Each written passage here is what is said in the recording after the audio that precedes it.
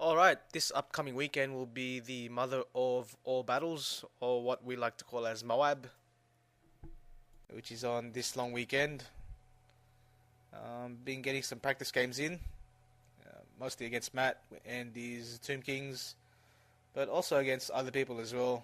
It's always good to play against a variety of armies and a variety of players. So yeah, the M.O.A.B event is on the long weekend, 3-day event, 8 games over 3 days. I think I'll be absolutely smashed by the time the third day rolls around.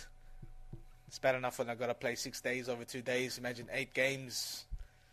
Sylvania Heights is the place where they're gonna hold M.O.A.B.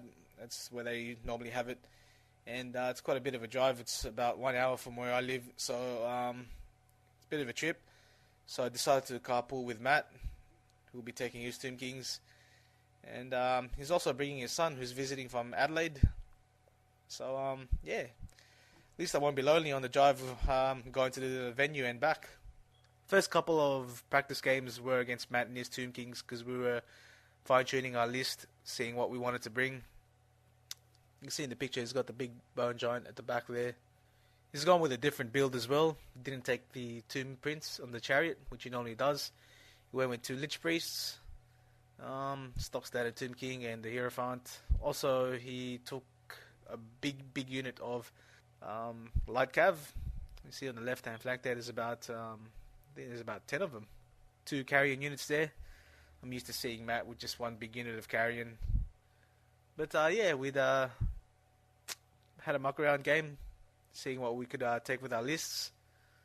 And yeah, also decided to tinker with my list a little bit. I went with the Squig Herd this time. You can see at this point in time, the Squig Herd wasn't fully finished, wasn't magnetized. Just using one of my old bases that I was using for the Empire Army. Quite like Squig Herds. You can control them a bit more.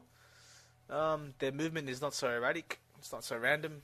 And when you wipe out all the herders, or when they flee in combat, you roll 2d6 inches and the squigs go wild. So whatever is in that 2d6 inch radius gets cops d6 strength 5, so it's like another fanatic.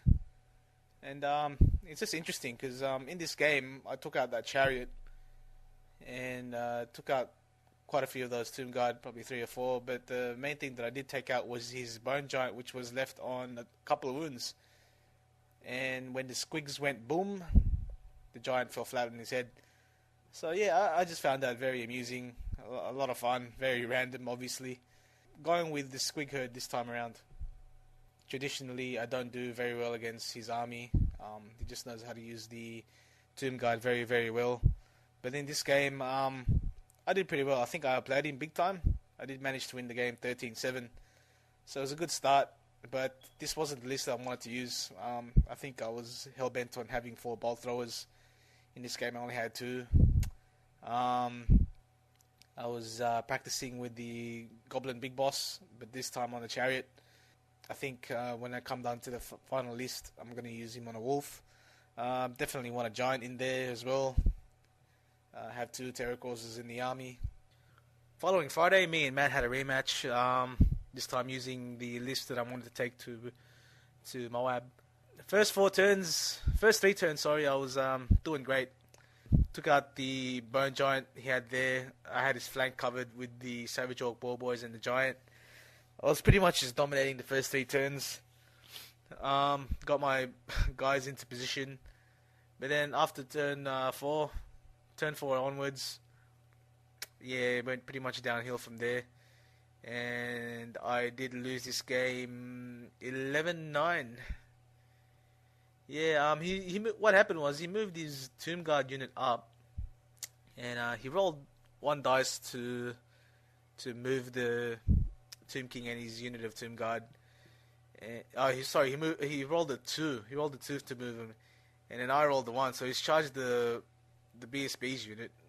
I was very lucky to pass the fee test.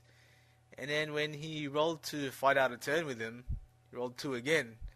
So I thought, yeah, I could just dispel that with 1 dice. And then I rolled 1. So, yeah, it wasn't looking too good. And by that point, he was outnumbering me. So if I didn't win combat, I was gonna need Snake Eyes. Um, yeah, and from that point onwards, everything pretty much went downhill. The third game I played was actually an interesting one because it was played at Games Workshop at Castle Hill, and I played against Dave. I've never played Dave before, but I knew he's a pretty decent player, especially with his demons. Anyway, he's not going to take demons to M.O.A.B. He decided to take his Warriors of Chaos instead. He wanted to practice with them too. He had a pretty solid list. No lords or anything like that.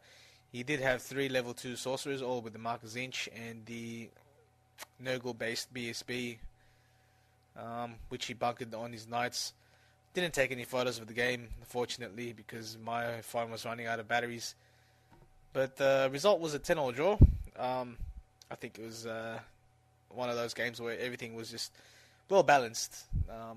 He didn't have a really dominant phase. I didn't have a dominant phase. It was sort of just even 50-50. So yeah, good play against Dave. I was happy to pick up a 10-all draw.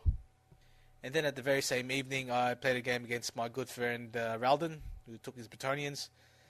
He's not too bad with Bretonians, even though he's new to the hobby. The thing is, he didn't really know what my Orcs and Goblins could do. I mean, he's a pretty new player.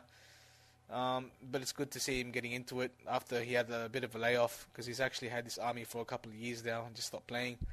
But he's back into it. He's joined our Muddy Empires campaign with the Bretonians as well. In this game, I did manage to win 19-1. So, yeah. It was more like a practice game as well, where I'm just fine-tuning my list still. I went with less Fanatics this time. Yeah, I didn't go with the Giant. I went with Squig Hoppers instead of the Squig Herd instead. Just mucking around with the list. And did pretty well. Like I said, 19-1 win. Following Friday, I played Matt again, but didn't take any photos, unfortunately. I did play against his Skaven army. In that game, I pretty much destroyed his Skaven army. I think when it came down to it, it was a 20-0 win. Yeah, he didn't really have much left on the table. The only thing he had left was, I think, one of his Warplock engineers. I think that was it. So after recording big wins, in the tournament scene, once you record big wins, you're expected to go up against the top player as well. So I managed to get a hold of Luke Ryan, who was fresh off his successful tourney run at Castle Assault, and we met up at Games Workshop Parramatta. Pretty solid Dark Elf player with a solid list. It's not too over the top or anything like that. He's given up on his Black Dragon, and he's gone back to the Dreadlord on foot, gone back to the Cauldron of Blood. This game, I was beaten 16-4, and that's something that I'd expect to happen. After 2 big wins, you know, you're going to play a good player in return, and in this case, I played Luke with his Dark Elves. So, yeah, I think I played pretty badly, because leading up to this game, we played some Mighty Empires campaign games, and I was trying to get used to the Wood Elves, and just lost the sort of the playing style that and the tactics that you need with Orcs and Goblins. So, yeah, 16-4 loss. This is probably the last practice game that I'm going to get from M.O.A.B. But yeah, just a quick update. Battle reports will be up as soon as the games from M.O.A.B are done. Probably expect them within 2 weeks after the tournament's finished, because there's quite a few games to do. 8 games. Probably the Tuesday after the tournament, I'm just going to be fully buggered, and I just want to rest. Probably not want to see another mini for the next couple of days after the tournament. So yeah. Thanks for watching, and keep an eye out for the battle reports.